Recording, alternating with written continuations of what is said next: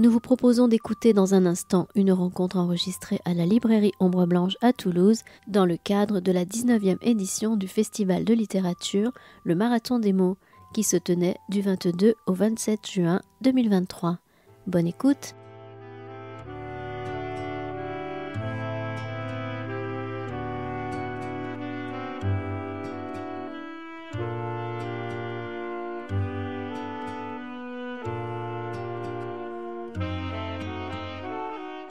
Nous allons commencer à l'heure parce que le marathon nous impose.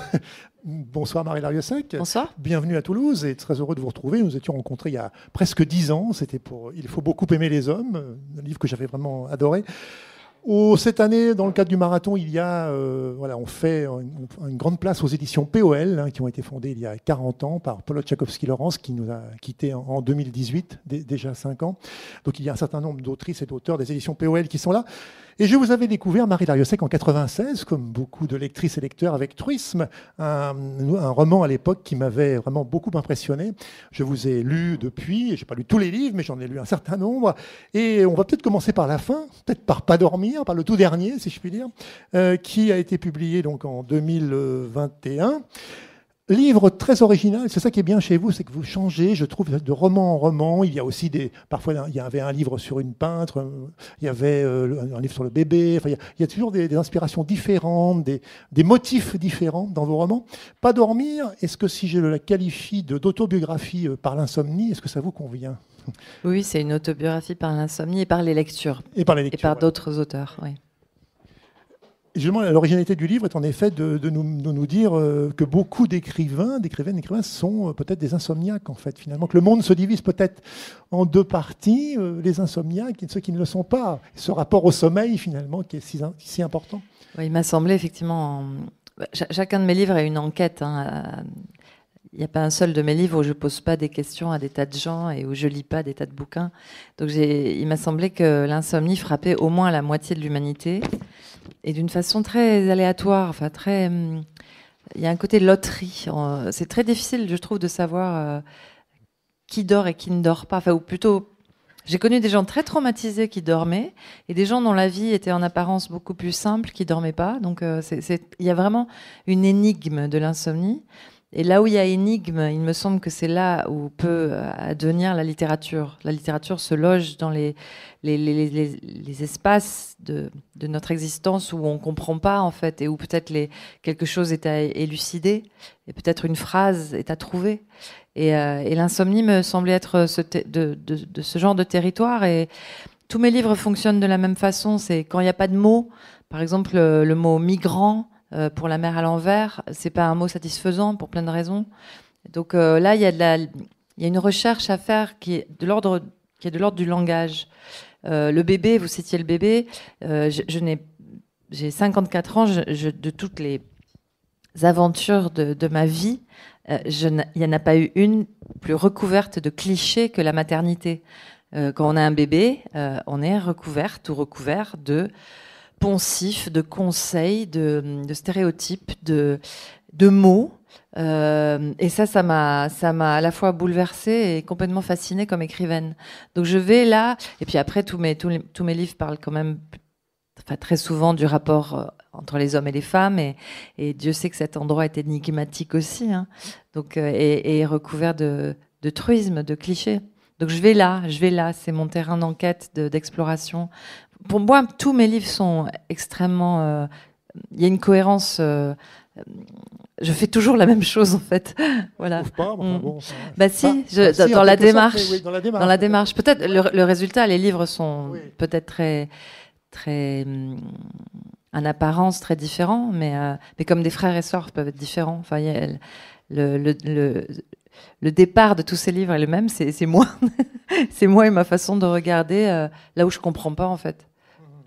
d'aller creuser, d'aller aussi. Il faut beaucoup aimer les hommes. C'est vrai qu'il y a aussi ce questionnement aussi du cliché, puisqu'il s'agit des rapports finalement entre l'Europe et l'Afrique, entre un noir et une blanche. Il y a finalement ce voyage qu'elle fait finalement à un moment donné jusqu'au Cameroun, si je me souviens bien. Oui. Donc il y a le cinéma en arrière-plan, puisque ce réalisateur noir donc veut faire une adaptation, raconter une adaptation Au cœur des ténèbres de Conrad. Le cinéma, c'est aussi la grande machine, enfin, surtout le cinéma hollywoodien, c'est la grande fabrique à clichés. C'est le cinéma hollywoodien, que j'adore, nous explique comment il faut aimer, comment il faut vivre, comment il faut affronter la vie, comment il faut... Et je regarde ça, enfin, les grandes stars, Humphrey Bogart, voilà, c'est des gens qui nous ont expliqué comment être humain. Et forcément, c'est à la fois merveilleux et extrêmement toxique, comme on dit aujourd'hui. Et donc, c'est un roman, effectivement, où les deux personnages, en plus d'être en but à un racisme ordinaire, sont en but à la grande machinerie du cinéma, oui. Ce qui me frappe dans tous vos livres, c'est que j'ai l'impression que, finalement, en tant que lecteur, c'est mon point de vue de lecteur, évidemment, que vous n'avez pas vraiment de structure en tête et qu'en fait, vous nous menez comme ça. Alors, c'est très vrai pour pas dormir, parce qu'en effet, on a l'impression qu'on est mené comme ça au cours de cette dérive, c'est une insomniaque, dérive, un peu, je ne pas le mot de dérive, parce que je trouve qu'il est bon. Et il y a dans vos autres livres aussi cette façon vous avez à nous amener, de nous balader, de nous promener au bon sens du terme, mais vous savez où vous allez, j'imagine, mais en tout cas, il y a cette surprise. Je sais où je vais. Mais je ne fais pas de plan. Enfin, c'est aussi simple que ça. Les écrivains, il me semble qu'il y a deux grands clubs. Il y a le club Stendhal et le club Georges Perec. Georges Perec, c'était un écrivain du plan, mais au-delà du plan, c'est-à-dire c'était un écrivain du cahier des charges. La vie mode d'emploi, les préparations de la vie mode d'emploi sont presque aussi... il y a presque autant de pages en fait que la vie mode d'emploi elle-même. Enfin, il faisait des structures dessinées, des cases à remplir. C'était le roi du plan. Et d'ailleurs, il avait un problème de page blanche quand il devait finalement se mettre à écrire le livre, parce que là, ça devenait paralysant. Et Stendhal, le club Stendhal, alors Stendhal, lui, il faisait pas du tout de plan, il cavalait, il galopait. La Chartreuse de Parme, ça fait quoi, 700 pages en poche. Et il l'a écrit en 53 jours. Et à la fin, donc j'adore ce livre, mais à la fin, il sait pas quoi faire des personnages. Donc il les tue tous. Donc il y a un accident de carrosse, il y a une maladie, il y en a une qui meurt de chagrin, et c'est une hécatombe quoi à la fin. Ça n'a aucun sens narrativement, et c'est merveilleux. Et forcément, Georges Perec avait une très grande admiration pour Stendhal. Et vous savez peut-être que le dernier livre de Georges Perec s'appelait 53 jours. C'était un hommage à Stendhal. Donc moi, évidemment, je suis du club Stendhal, toute proportion gardée. Et j'admire Perec et son sens de l'organisation. Mais je suis du club Stendhal au sens où je galope, j'avance, vraiment udada, et je vois vaguement où je vais. Je vois quand même, avec un peu d'expérience. Maintenant, je sais qu'il faut que j'ai un but. Mais je ne sais pas comment je vais l'atteindre. Donc dans mes romans, je coupe énormément, je relis, je fais 20 versions différentes. Je suis comme une cinéaste avec des rushs. Je fais les rushs, j'écris, et puis après je monte, je coupe, etc. Mais Pas dormir, j'étais très heureuse quand j'écrivais cet essai sur l'insomnie, parce que justement, l'insomnie n'a pas de plan, elle vous emmène n'importe où. Il est 4 heures du matin, vous pensez à n'importe quoi, ou au contraire, vous êtes taraudé par toujours la même pensée. Vous êtes la proie soit du ressassement, soit de la dérive la plus totale. Et c'est très paradoxal, l'insomnie. On est à la fois complètement... Le moi est complètement explosé. Et en même temps, on est réduit à un tout petit moi pensant, une pensée comme ça. Et Sioran, je déteste Sioran, mais par ailleurs, il parlait très bien de l'insomnie. Il a dit que le grand malheur des insomniaques, on ne peut pas s'interrompre. L'interruption nous est interdite. Et ça rend fou, ça rend folle. Moi, j'ai pas l'interrupteur, quoi. L'interrupteur, du coup, c'est le somnifère, c'est l'alcool, c'est la marche à pied parfois, c'est à peu près le plus sain que je puisse trouver. Et c'est évidemment la lecture. Bon, mais la lecture vous interrompt pas, elle vous emmène ailleurs. Bon, mais autant dire que donc Pas dormir n'a pas vraiment de plan, et que grâce à Frédéric Boyer, entre autres, on a quand même trouvé un plan a posteriori. Je sais pas, il doit y avoir 7 parties et 300 sous-parties. Mais bon, voilà, il faut assumer le côté. je vous emmène dans des coins comme ça. Il y a beaucoup de voyages. Il y a 8 beaucoup parties. de... Ouais, enfin, bon, 8 parties, oui, je me rappelais aussi, même pas. Il y a des interludes, voilà. Insomnie aussi, un chapitre aussi. Ouais. Vous parliez de Pérec, mais en parlant de la disparition, justement, en fait, vous nous dites que vous avez découvert en fait que c'était finalement un livre aussi sur l'insomnie, en fait. Oui. Parce que vous Alors ça, parliez de fou. Pérec à l'instant, ça m'a. Ouais. Moi, j'étais bluffé parce que j'avais jamais. Mais personne, c'est fou, personne. Ouais. La disparition, on l'étudie. Alors la disparition, vous voyez, c'est ce livre génial et très lisible qui est écrit sans la lettre E. Hein. C'est un lipogramme, comme on dit. Et c'est mis pour l'indicible de la Shoah. Et c'est écrit sans E-E-U-X, les parents de Georges Perec, qui ont été assassinés par les nazis. Donc, il écrit ce roman que j'ai lu plusieurs fois, c'est très étrange. Je ne me rappelais pas que la première scène, c'est Anton Voil qui n'arrivait pas à dormir. C'est incroyable. Et là, je vais pas pouvoir le faire en lipogramme, mais il a sa gandoura, son pyjama, voilà, il laissait plein de vêtements comme ça de nuit. Et je fais pareil, moi. Au bout de 4 heures sans pouvoir dormir, je me dis après tout, je vais changer de pyjama. Enfin, je sais pas, voilà. Et Anton Voil, c'est mon héros en fait. Et j'avais lu ce livre sans me rendre compte que c'était un grand livre sur l'insomnie. Pendant des années, j'ai lu et relu La disparition de Georges Perec, fasciné par ce polar métaphysique écrit sans E, ébloui par ses inventions pour pallier l'absence de la lettre la plus fréquente en français. J'ai proposé à des adolescents de jouer avec ce livre dans divers ateliers d'écriture, de diverses villes, dans diverses langues. J'ai discuté avec ces traducteurs de leurs propres solutions, sans A, sans O, sans I. Mais je n'avais pas compris que ça parlait d'insomnie. Anton Voil n'arrivait pas à dormir. C'est pourtant la première phrase du livre. Elle crève les yeux, elle crève les E. Oui, c'est vrai. Voilà. Ça, c'est aussi le propre des grands classiques, parce que c'est déjà un classique, ce livre.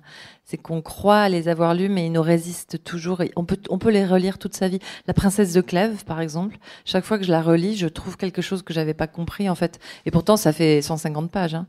Donc il y a des très grands livres comme ça où selon les époques de sa vie, selon les épreuves qu'on traverse, on vient trouver un secours en fait qu'on n'avait pas trouvé avant. Enfin, il y a quelque chose comme ça. Alors c'est vrai que Proust aussi, qui est un des grands...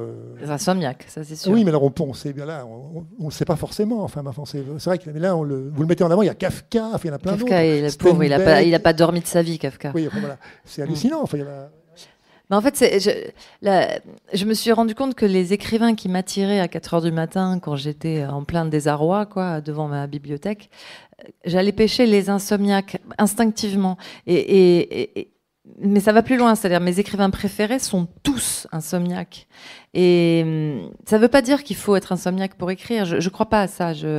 Mais ça veut dire en tout cas que moi, ce que je considère être comme la plus haute littérature a été produite par des gens qui se trouvaient être insomniaques. Voilà. Et ce livre est né comme... Vous l'expliquez, vous le dites, une sorte d'autobiographie. Il y a 20 ans, en fait, que vous avez perdu le sommeil. En fait, 22. En quelque sorte, Oui. Voilà. Et vous dites, mon sommeil est parti quelque part, je ne sais pas où. C'est vrai que donc, c'est assez... Je trouve que c'est très original d'avoir fait ce livre, parce que vous parlez finalement de vous. Il y a des photos aussi, j'y insiste, parce que c'est vrai que c'est aussi... autobiographie qui passe par, il y a des photos de vos voyages, ou pris au réveil par Nicolas. On voit Nicolas Farr, qui est aussi un grand insomniaque. Il ne m'a pas prise au réveil. Publié chez POL également. Ouais. Voilà. Mais on est 2 insomniaques. Ouais, mais il y a aussi des tableaux, il y a des graphiques, il y a une petite partie un peu, parce que pas scientifique, parce que je ne m'y autoriserai pas, mais j'ai tout essayé. Donc j'ai aussi essayé de faire, vous savez, de voir ce qui se passait dans ma tête neurologiquement, donc de faire un examen polysomnographique avec des électrodes partout. Et donc je vous ai tout mis, je vous ai mis les photos avec les électrodes, voilà, ouais, la photo, ouais. Chez POL, ils ont voulu la mettre dans le métro en 4/3, mais j'ai dit non. Mais donc j'ai vraiment tout essayé pour alors c'est bien, au moins ces examens ça objectivise le problème. Donc je souffre d'hypervigilance, c'est une forme d'insomnie comme une autre. C'est le diagnostic. C'est-à-dire que je n'ai pas de sommeil profond. Je suis tout le temps aux aguets, tout le temps. Et alors le grand chic, c'est que c'était ce dont précisément souffrait Kafka aussi. C'est-à-dire qu'il n'arrivait pas à atteindre un sommeil profond. Moi, tant que j'étais pas insomniaque, j'arrivais pas à lire son journal. pour moi, Kafka, c'est l'autre nom de Dieu. Enfin, je veux dire, je vois comment Duras a écrit ses livres, je vois comment Proust a écrit ses livres. Ça va, ils m'impressionnent pas, ils sont formidables, mais je vois leur chantier, leur cuisine. Bon, Kafka, je sais pas comment il a fait. La seule chose qui me sauve d'être complètement écrabouillée par Kafka, c'est qu'il a jamais été fichu de terminer un roman. Ah, je me dis ouf. Mais c'est comme si ces romans étaient trop géniaux pour la personne humaine qui était Kafka. Enfin, c'est comme si Kafka avait été lui-même dépassé par ce qu'il écrivait. Enfin, je sais pas le dire, mais il y a quelque chose de plus grand que Kafka dans Kafka. Et il était incapable d'atteindre un sommeil profond. Et tant que j'ai pas été insomniaque, je lisais son œuvre, mais son journal, je ne comprenais rien. Là, il y a une nouvelle traduction formidable d'ailleurs. Depuis que je suis insomniaque, j'ai compris que c'est très simple. Il parle de ce qu'on appelle la zone hypnagogique. C'est cette zone que vous connaissez tous, insomniaque ou pas. C'est la zone où on est en train de s'endormir. Et là, c'est assez merveilleux parce qu'on se met à voir des formes, on se met à délirer en fait. On a des rêves très forts. Et chez les bons dormeurs, ça dure un quart de seconde ou 5 minutes. Et puis, hop, le sommeil plus profond arrive. Chez les mauvais dormeurs comme moi, on peut rester coincé dans la zone pendant des heures, en fait. Et c'est épuisant. Et on s'endort jamais vraiment. Et pourtant, on délire, quoi. Enfin, et Kafka raconte ses rêves éveillés. Et il a des phrases qui semblent très énigmatiques. Il dit pas dormi de la nuit, harcelé par les rêves. Mais c'est vraiment ça, c'est-à-dire qu'il ne dormait pas, mais il rêvait quand même. Et chez lui, c'est en bord d'hallucination. Mais il n'est pas fou, il n'est pas psychotique. Il est juste harcelé par les rêves. Et c'est un état mental qui est ouf, qui fait réellement que au matin, on est plus fatigué que la veille, quoi. Et c'est terrible parce que les autres, ils ont l'impression que vous avez dormi. On a tous eu des grands-mères comme ça, je vais devenir comme ça, qui disaient « j'ai pas dormi de la nuit », alors que tout le monde les avait vues dans leur lit comme ça. Mais c'est tout à fait possible qu'elles ne dormaient pas, qu'elles étaient dans cette zone sans arrêt, sans arrêt. Voilà. Kafka l'a décrit très bien, cette zone. C'est un explorateur de cette zone. Un chapitre sur la zone des rêves, justement, aussi, qui est très important. Alors, c'est vrai que ce qui est très intéressant, c'est qu'au passage, vous évoquez évidemment votre œuvre. Ça va nous permettre peut-être d'aller un peu plus avant dans La mer à l'envers, par exemple. Je cite ce passage. Calais, j'y étais invité par Arte en février 2018 pour faire un reportage. J'avais aussi en tête un roman, La mer à l'envers. Congolais, Camerounais, Nigérians, Soudanais, Somaliens, Érythréens, Irakiens, Kurdes, Syriens, Afghans. Tous ceux à qui j'ai pu parler me disaient vouloir la sécurité. Je veux la même sécurité que toi, m'avait dit Jacob, un juif iranien. Même mot pour les 2 Thomas, éthiopiens Oromos, qui avaient fui l'état d'urgence de l'ethnie au pouvoir. Ce qui créait souvent un malentendu avec les militants, les No Borders ou les jeunes Anglais de Care for Calais. Parfois opposés aux autorités par principe, quand les migrants que je rencontrais comptaient sur l'intégrité de notre police, sait-on ce qu'est la police en Érythrée, étaient anxieux de leur involontaire illégalité et se trouvaient d'autant plus choqués et déçus quand cette police de démocratie se retournait violemment contre eux, les plus faibles. Hélas, avec la meilleure volonté du monde, on ne pouvait pas respecter le sommeil de K. C'était la période qui suivait le démantèlement de la jungle. L'ordre était de démolir tout début de campement. Ils étaient chassés au moment du sommeil, au moment le plus vulnérable, au creux de la nuit. Dans cette inhospitalité organisée, j'ai vu l'ultime refuge, les sacs de couchage trempés de lacrymogènes. Habiter un lieu effaçable, non-lieu, non-campement, situé dans le pays mais hors du pays, hors de la géographie politique, peuplé de non-sujets retenus et rejetés à la fois. Un non-peuple, des non-personnes. Et quand on est une non-personne, on non-dort, on n'a qu'un non-sommeil. Voilà. Et donc c'est ce livre, La mer à l'envers, dont vous dites, je crois qu'il a été assez difficile avec vous. Vous avez pris plusieurs années, je crois, ça a été... J'ai pris, oui, ça a pris presque 10 ans. Mais non, mais ce qui m'a frappé, vous disiez, malgré la meilleure volonté du monde, on ne pouvait pas respecter le sommeil de K. C'est une citation donc du château de Kafka. Et en relisant le château après être allé à Calais et puis dans d'autres endroits où j'ai rencontré les 10 migrants. K, quand il veut atteindre le château, dans le roman de Kafka, il sait pas où loger et il a pas de papier et en fait il a pas le droit d'être là et on lui dit bah tiens mets-toi dans un coin là, mais malheureusement dans ce coin-là au-dessus de l'endroit où il se met pour dormir, il y a l'unique téléphone de l'auberge et en fait de la ville et tout le monde se penche au-dessus de lui pour téléphoner et confirme auprès de K que non effectivement il peut pas rester là et enfin, c'est ce qu'on appelle une situation kafkaïenne et il dit mais je sais, mais vous pouvez pas me laisser dormir. Enfin là, et puis on verra ça au matin. Et non, en fait, on peut pas parce qu'il peut pas rester là.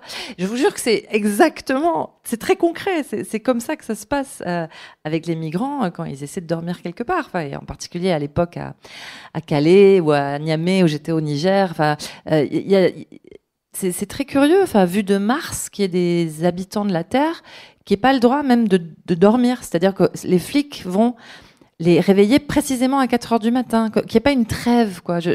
C'était quelque chose qui me bouleversait, ça, le non-respect du sommeil. Mais après, je raconte, enfin bon, c'est très étrange, mais évidemment, moi, à ce moment-là, je dormais à l'Holiday Inn du port de Calais, où je voyais partir les ferries, comme ça.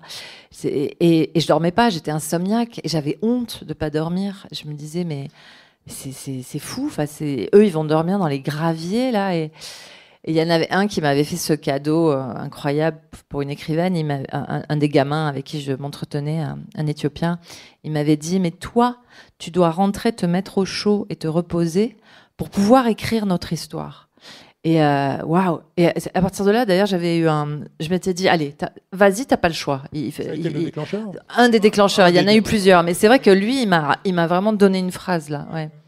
C'est vrai que vous expliquez aussi, vous l'écrivez dans La mer à l'envers, comment nommer ces personnes. En fait, on dit migrants, mais bon, ça peut être. Déjà, il y a un problème, il y a une question de. Migrants, ça va pas, parce que moi, quand j'étais petite à l'école, dans les années 70, 80, dans les livres d'histoire géo, il y avait une catégorie de la population mondiale, voire française, qui s'appelait les émigrés. Moi, on m'a appris ça comme ça, les émigrés. C'était des gens qui avaient migré, qui s'étaient établis. Alors, au Pays Basque, il y avait des Algériens, des Espagnols, des Portugais. C'était surtout les émigrés. Et puis, plus le temps a passé, alors après, il y a eu la phase sans-papiers. Dans les années 90, on parlait des sans-papiers. C'était pas une mauvaise formule, parce que c'est vraiment ça le problème. C'est presque plus qu'un problème économique, c'est vraiment un problème administratif et politique. Il n'y a pas de papier. Et après, donc, on les a appelés les migrants, mais enfin, je suis pas la première à le dire, mais c'est un mot idéologique parce que c'est un participe présent. Donc, ça les maintient en l'air. Ils n'ont pas migré, ils sont migrants pour toujours. Ils peuvent pas se poser, quoi. Comme voilà.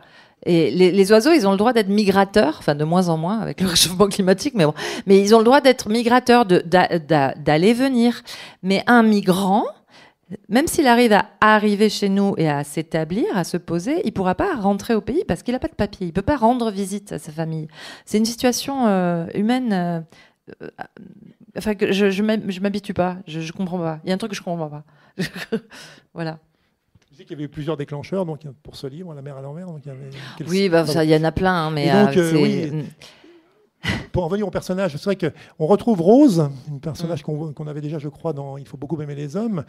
Il y a cette idée aussi, Solange, qui était dans Clèves, qu'on va retrouver aussi dans Il faut beaucoup. Il y a ce côté personnage, enfin, j'en parle parce que ça me paraît être important dans votre parcours littéraire. Il y a une série, en quelque sorte. Évidemment, on peut les prendre de façon détachée. Enfin, c'est pas exactement.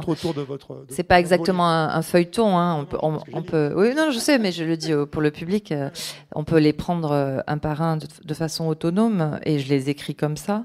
Mais je m'amuse aussi à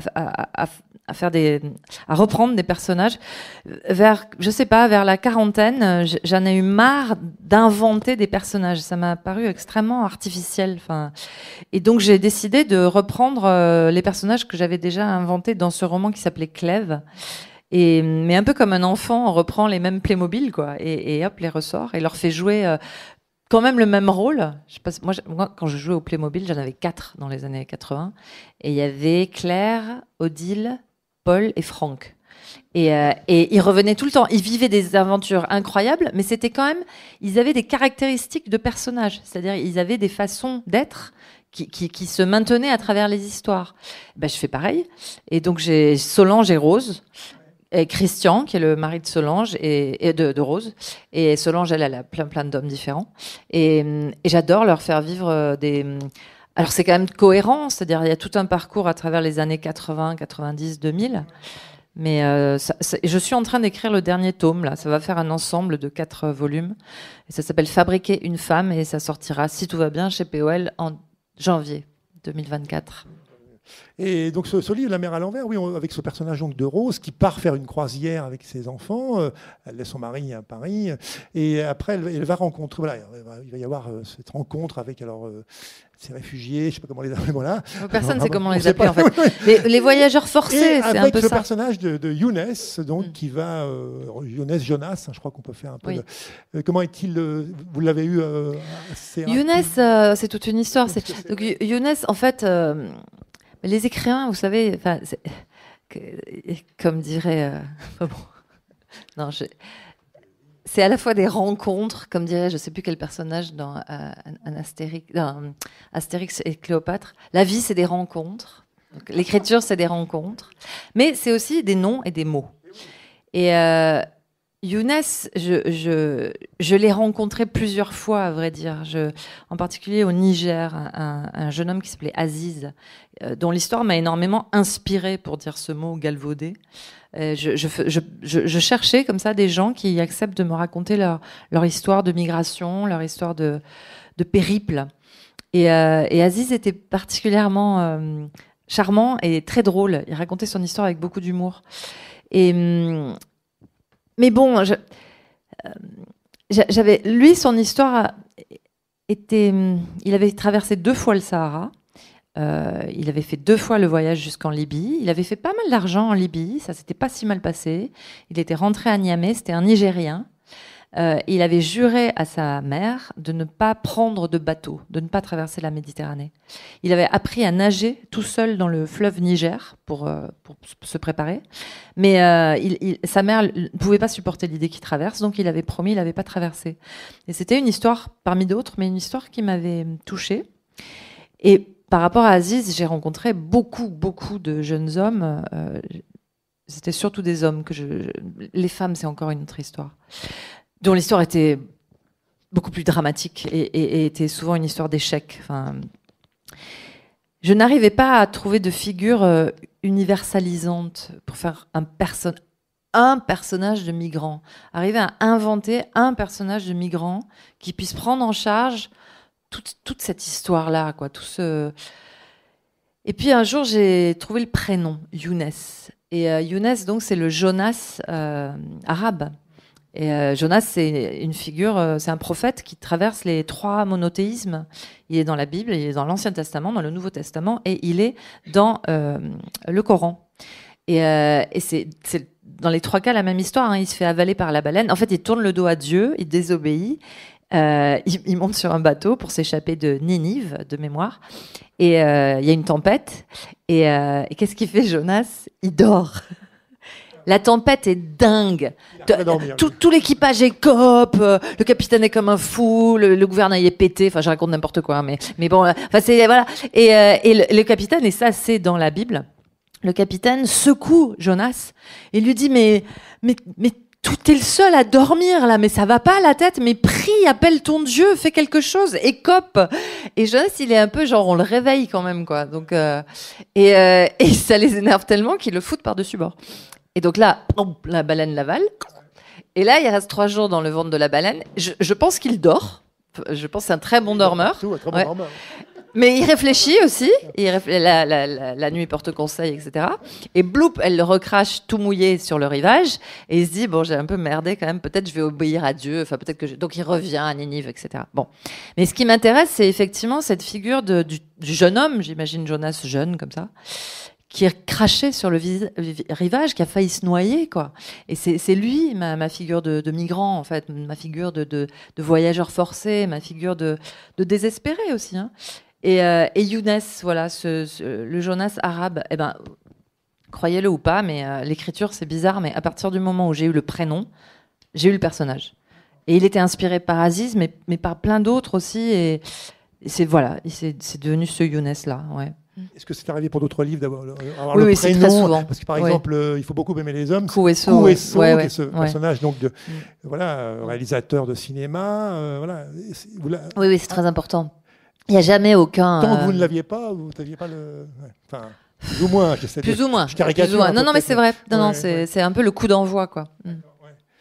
Il faut beaucoup aimer les hommes. C'est vrai, à chaque fois, finalement, là, vous êtes allé à Calais, donc sur place, interrogé, j'imagine, pour Il faut beaucoup aimer les hommes.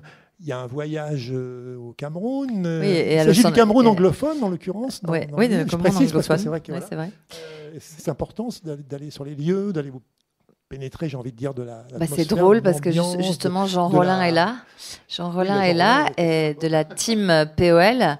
Et je ne sais pas si tu te rappelles, vers 2012, au moment où j'écrivais ce livre, j'étais plantée au milieu du livre parce que j'avais réussi à raconter tout ce que je voulais. Mais là, vraiment, Solange, mon personnage, devait entrer dans une forêt primaire, une forêt vierge, comme on dit. Elle devait y aller. Et j'avais vu beaucoup de forêts dans ma vie, dont des forêts chaudes. Mais la vraie forêt vierge primaire et tout, je l'avais jamais vue. Je me suis dit, il y a quand même des choses qu'on peut pas imaginer. Il y a quand même des choses qu'il faut vivre. Et je m'adresse à Jean Rollin, grand voyageur, et je lui dis qu'est-ce que tu me conseilles pour voir la vraie forêt et plutôt dans le golfe de Guinée, tu vois, dans le bassin du Congo, cette forêt-là. Il me dit tu voyages pour trouver les emmerdements ou pour les éviter? Je dis plutôt pour les éviter. Il me dit bon, alors tu vas pas en RDC, tu vas pas au Congo. Par contre, tu peux aller au Cameroun. Et on avait parlé de ça de façon très concrète. Et ça avait commencé ma recherche. Et je me suis dit, bon, ok. Le Gabon aussi, on en avait parlé, beaucoup trop cher, infernal. Forêt magnifique. J'ai eu la chance d'y aller après, invité. Mais bon. Et je me dis, ok, le Cameroun. Et après, c'est très concret, ces voyages. C'est-à-dire, il faut trouver des contacts. Aller à Yaoundé ou Douala, c'est facile. Mais aller vraiment dans la forêt, faut trouver des... Moi, je peux pas conduire un 4x4 dans une forêt, par exemple. Je peux à peine conduire dans Paris, donc il faut trouver quelqu'un qui vous emmène. Il faut trouver après un piroguier. Enfin, c'était un voyage incroyable, c'était génial. Hein. Et là, je suis revenue, j'étais. Ouais, et il y a même, je sais très bien, il y a une page qui a été écrite dans la forêt. Enfin, il faut beaucoup. Je sais pas si je vais la trouver là, mais là, évidemment, il y avait ni électricité. Enfin, c'était pas la peine de prendre d'ordinateur, quoi. Mais il y avait une prise électrique dans le village, mais genre quasiment une seule à ce moment-là. Et donc, j'avais pas d'ordinateur, mais j'avais un vieux carnet et j'ai écrit une page et ça m'a fait redémarrer. Ouais. Ça m'a fait redémarrer. Je sais où elle est, mais bon, c'est un peu long à lire. Non, c'est bon. Mais vous en parlez justement dans Pas dormir, ça donne aussi des pages. Justement, oui. Vous évoquez cet épisode à propos d'un chapitre sur les forêts, là où vous partez avec un chauffeur, si je puis dire, qui lui-même n'a pas l'habitude. Enfin, oui. Vous avez dit, je suis en confiance, en fait. Oui, et il vous dit c'est la première fois qu'il va dans la forêt. Enfin, oui, là, j'ai l'air maline, mais évidemment, je n'ai pas du tout choisi le bon chauffeur. Donc c'était moi qui le rassurais. On est tombé en panne dans la forêt. Enfin bon, non, c'est des voyages de dingue. Mais lisez Jean Rollin aussi pour ce genre de voyage de panne dans des endroits pas possibles. C'est assez drôle. C'est aussi avec ça qu'on fait des livres, quoi. Mais oui. Au milieu du chemin de ma vie, tel du moins que pouvait en juger la quadragénaire que j'étais. Ça, c'est non pas dormir. Oui.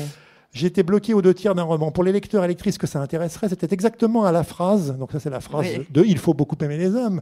Et quel devin pourrait lire son futur quand ses entrailles se dévidaient dans le labyrinthe? Oui. En fait, parce que je parle de Dante aussi. Oui. Vraiment, sans devin sous la main, je n'avais pas le choix. Il fallait que je suive mes personnages où ils allaient, dans la forêt. La vraie, la forêt intacte, primaire, poussée sans les hommes. Que j'y entre, moi qui m'étais toujours tenu prudemment à la lisière. Après, vous évoquez la conversation avec Jean Rollin. Donc, il y avait et c'est vrai que dans le Il faut beaucoup aimer les hommes, il y a ce trajet, justement, parce qu'elle va retrouver Kouesso dans son pays. Et c'est vrai qu'à chaque fois, dans vos livres, il y a souvent quand même ce rapport au lieu, il y a beaucoup de...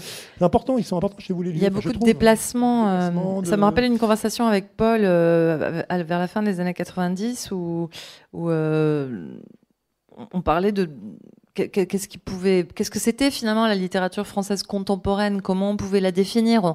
On avait eu le nouveau roman, et Paul me disait, mais avec une sorte de modestie aussi, qu'elle se caractérisait probablement par le fait qu'on était sorti de la France, que la littérature française s'était mise à englober le monde et il voyait beaucoup de phénomènes par exemple, il y avait Echnoz à l'époque qui faisait beaucoup voyager ses personnages, par exemple. Et moi, j'avais écrit un livre qui s'appelait Bref séjour chez les vivants, où je jouais avec les faisceaux horaires et le fait que, c'était le début de toutes ces communications à travers la planète instantanées, où moi, je suis quand même d'une génération où je me rappelle que téléphoner à New York, ça coûtait très cher, par exemple. Enfin, c'était donc, et puis et donc. La littérature française, comme toutes les littératures probablement, mais a suivi cette espèce d'élargissement et de rétrécissement à la fois de notre planète. Et Paul le voyait, enfin, il voyait très bien ce qui se passait. Mais ce que je trouve chez vous, c'est qu'il y a à la fois des livres parfois qui sont écrits à la première personne, comme Truisme ou Tom est mort, enfin un certain nombre, et d'autres écrits à la troisième, comme s'il y avait des livres. Finalement, vous brassez, j'ai envie de dire, vous embrassez voilà, des thématiques très personnelles, parfois très intimes, et puis aussi universelles. Vous allez de l'intime au grand et inversement. C'est toujours c'est une forme de décision quand même à prendre au début d'un livre, si ça va être au jeu ou au L, c'est souvent L chez moi. Il y a des versions de certains de mes romans que j'ai essayé. Par exemple, la série de Solange et Rose, là, Clèves, Il faut beaucoup aimer les hommes. Même La mer à l'envers, j'ai tout le temps essayé de les écrire au jeu, mais ça marchait pas bien. J'avais besoin c'est très simple, hein, mais d'un léger pas de côté, d'un léger recul par rapport à mes personnages. Alors que Truisme, ou des livres vraiment délibérément fictifs, enfin, en même temps, c'est très autobiographique aussi, bizarrement. Mais des livres où je m'amuse à faire de la science-fiction proche, comme Notre vie dans les forêts. Je suis dans le jeu parce que c'est très amusant de coller comme ça de proposer un monologue où vous allez être pris dans le point de vue de la personne qui parle sans pouvoir regarder à côté, hein, parce que voilà, il n'y a pas ce champ ouvert du il ou du elle, et où vous allez devoir comprendre ce qui se passe sans que le personnage sache très bien ce qui se passe. Et ça, j'adore ça. Et dans Truisme, typiquement, elle se transforme en truie, mais elle comprend pas au début du tout ce qui se passe. Et vous avez un petit temps d'avance. Vous vous dites, oh non, c'est quand même pas ça. Mais en fait, si. Et puis, elle est tellement candide. J'aime énormément les personnages candides. Que, par exemple, elle est dans une orgie. Et alors, elle parle comme ça. Alors, elle dit, alors, il y avait une fille, elle était attachée au plafond. Et alors, il lui faisait des trucs. Alors, ça se voyait, elle avait pas l'habitude. Hein. Et vous êtes là, mais c'est horrible. Parce que vous pouvez pas vous empêcher de voir des choses. Mais moi, je ne dis rien. Je ne décris pas les choses qui sont faites. Mais tous les gens qui ont lu Truisme ont l'impression que j'ai décrit des scènes de viol atroces alors qu'elles ne sont pas décrites. C'est juste que le personnage dit « Oh ben là là, ils s'embêtaient pas. Hein. Puis alors quand les chiens sont arrivés, la fille, voilà. Mais elle dit pas ce qui se passe en fait. Et c'est atroce. C'est pire quelque part. Et c'est une méthode. C'est pas moi qui ai inventé ça. Hein, c'est Nabokov. Nabokov, Lolita. Vous êtes dans la tête du pédophile. Et au début, vous vous dites « Ah non, mais quand même pas. » Et en fait, si. Et plus le livre avance, et vous dites « Non, mais attends, elle a 12 ans, là. » Ah ouais, et il lui fait ça. Et parce que le type, il dit « Et alors, on est parti en voiture. Et alors... » C'est comme ça, quoi. Enfin, il n'a pas ce ton. Il a un ton horrible. Mais bon. Et c'est insoutenable. Ça s'appelle, je crois que ça s'appelle le narrateur non fiable. C'est parce qu'on peut pas faire confiance à ces narrateurs-là.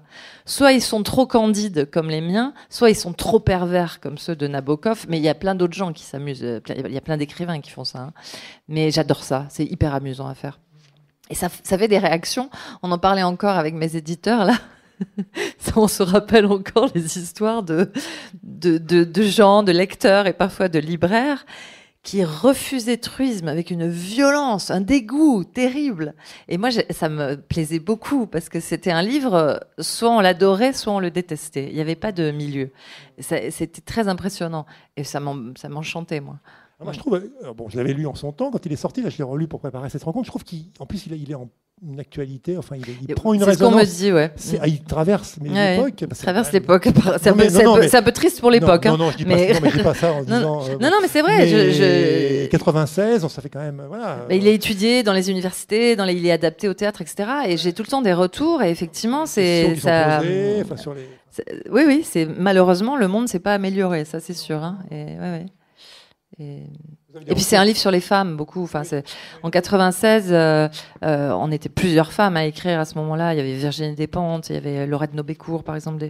Mais on était très en colère quand même, des jeunes femmes en colère. Et on trouvait des moyens de le dire qui, c'est vrai, n'avait pas été exploré comme ça. Enfin, n'avait pas été. Il y avait eu la grande Simone de Beauvoir, il y avait eu Duras à sa façon, Sarraute, etc. Il y avait eu des autrices un peu plus oubliées, malheureusement, Françoise Malherbe-Joris, enfin des femmes comme ça formidables qui étaient des femmes féministes. Mais la violence avec laquelle nous on a dit que ça suffisait, quoi, que la domination masculine, il allait quand même falloir la penser, et la façon dont on l'a racontée dans nos romans était neuve. Ça, c'est vrai, je m'en rends compte. Et ce sont des livres assez increvables, en fait. C'est pas évident de retrouver, voilà, de traverser comme ça le temps. Enfin, voilà, malheureusement, ça s'est pas amélioré peut-être. Mais si, bon. pour les femmes, ça s'est amélioré. Oui, franchement, ça s'est amélioré pour les femmes. Corps, je me rappelle marcher dans la rue. Enfin bon, bref, ça s'est amélioré.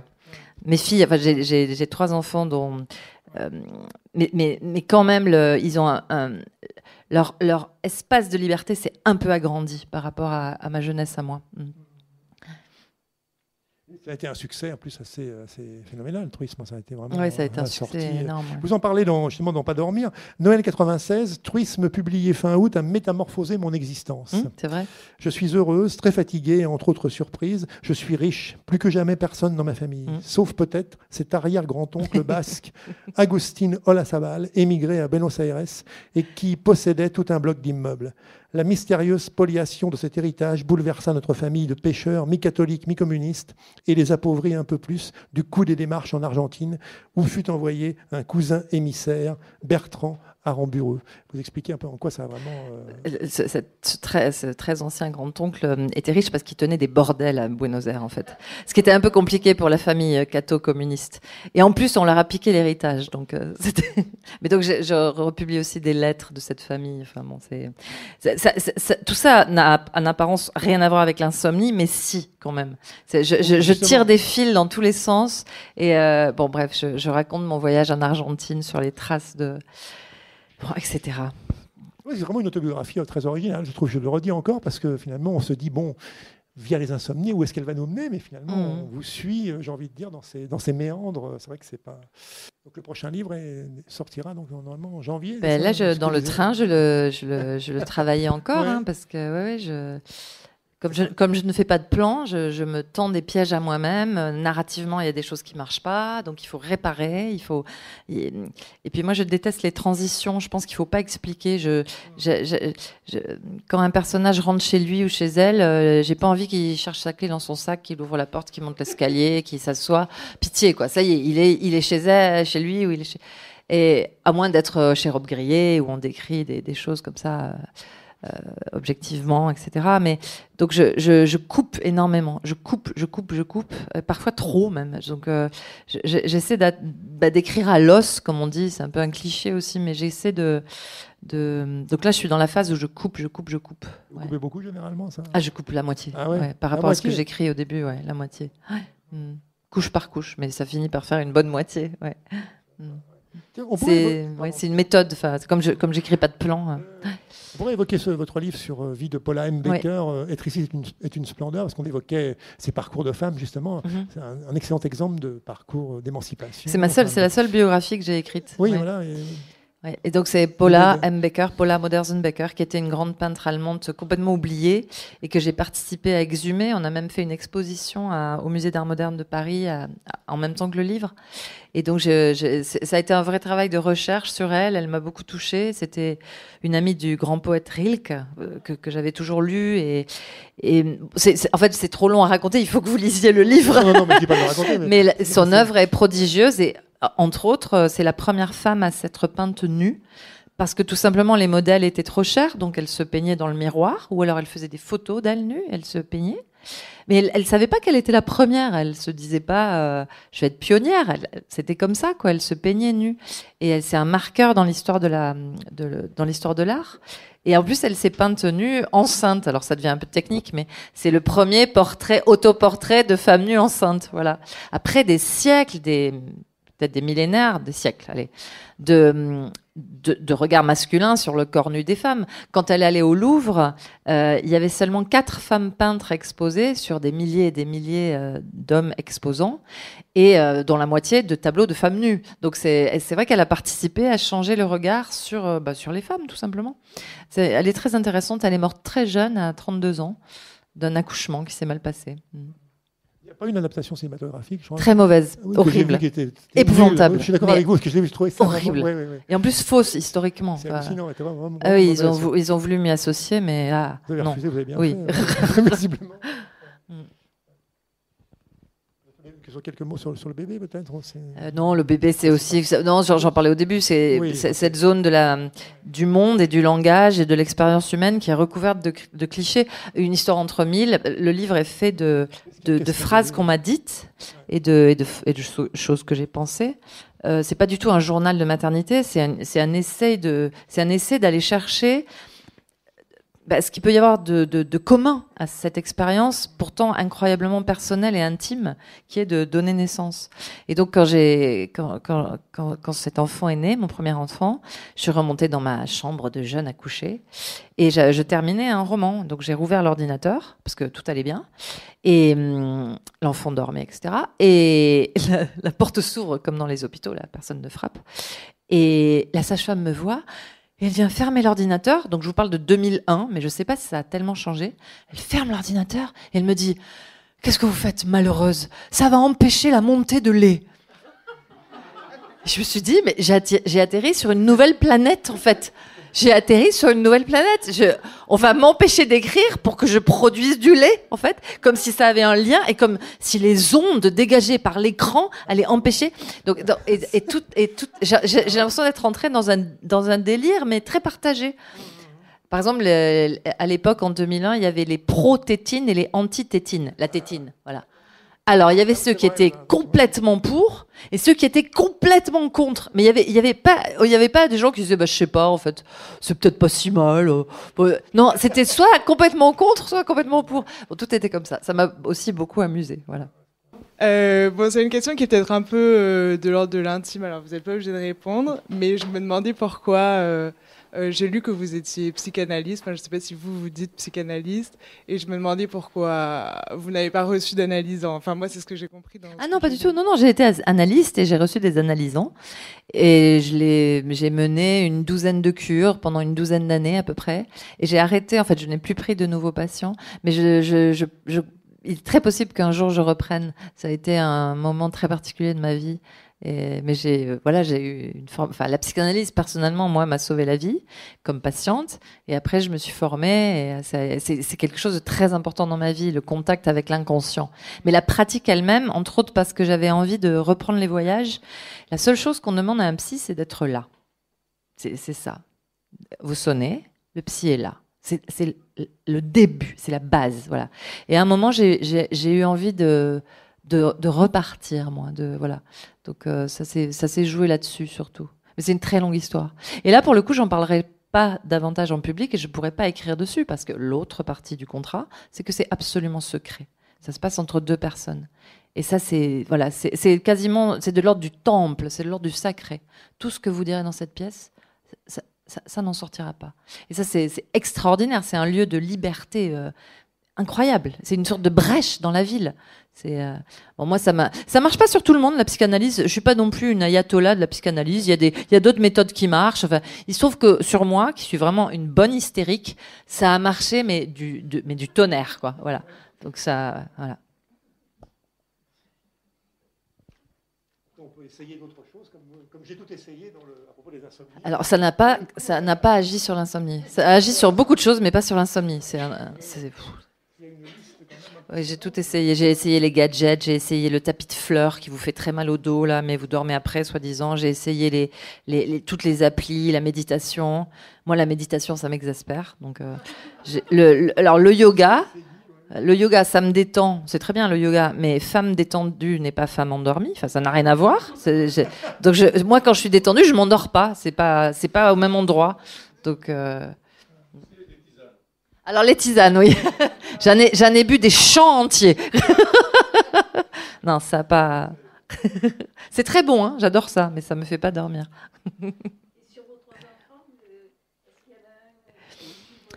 Oui, il y en a une en particulier qui est apparemment la pauvre, particulièrement insomniaque, oui. Ah bon, vous parlez sur l'écriture. Ah bah, mais les enfants, c'est marrant hein, l'écriture parce que quand j'étais plus jeune, j'avais un peu peur du regard que porteraient mes parents sur mes livres. Et maintenant que je vieillis, j'ai un peu peur du regard que porteraient mes enfants sur mes livres. Heureusement, ils ne les lisent pas, donc c'est très bien, ça m'arrange. Leurs copains les lisent éventuellement, ils me disent ah tiens, machin m'a dit que tel bouquin c'était bien, mais ils se tiennent assez prudemment à distance et je trouve que c'est plutôt raisonnable. Ils les liront peut-être un jour, mais c'est pas une obligation, voilà. Ça, c'est plus de l'ordre du privé pour le coup. Non, mais je suis pas du tout en train de vous engueuler. Hein, c'est une question. C'est juste que j'ai pas forcément envie d'y répondre, voilà. Mais je comprends que vous la posiez. Voilà. Ils font leur chemin, chacun leur chemin. Ah mais complètement, vraiment, je parle de ça dans le livre. Bien sûr, ça.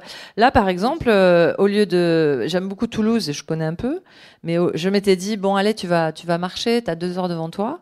Et en fait, je me suis allongée sur le lit de l'hôtel et je me suis endormie parce que comme j'avais quasiment pas dormi cette nuit, donc je suis très décalée tout le temps. Mais la sieste me sauve. Voilà, ça, je fais quand même des siestes. Heureusement, vous êtes gentil, ouais. Mais ouais, c'est vrai. Ah. Ben ouais, mais heureusement aussi quand on est écrivain, c'est pas si grave de pas dormir. Parce que ma mère, par exemple, elle était prof en collège et quand elle avait pas dormi, tenir une classe à 8 heures le matin, il faut une énergie. Ou bien, je sais pas, je pense aux gens qui conduisent des engins sur des chantiers. Enfin, c'est dangereux de pas dormir. Moi, c'est pas très grave en fait. Je m'en arrange, voilà. Mon père travaillait dans une fonderie et il était réveillé la nuit parce que il était chef de l'entretien de la coulée, en fait. Et donc, quand les machines tombaient en panne, il devait aller à la fonderie remettre les machines en service et ça a bousillé sa santé, lui, c'est sûr. Il y a une photo de lui, d'ailleurs, dans le livre. Merci. Merci beaucoup. Merci à vous, merci. Merci tout le monde.